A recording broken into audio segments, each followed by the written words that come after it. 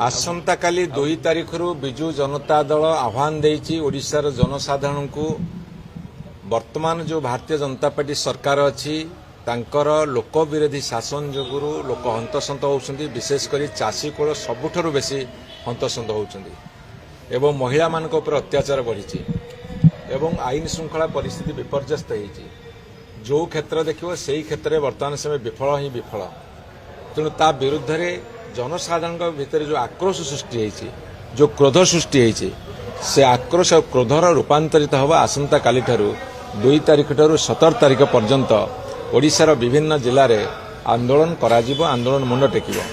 आसंता काली बरगड़ जेहेतु चाष क्षेत्र में धान उत्पादन क्षेत्र में चाउल उत्पादन क्षेत्र में बरगड़ जिला आगे अच्छी से आरंभ होउछि एवं ए आंदोलन बन्ही ओडिशार सबु जिला को व्यापिब।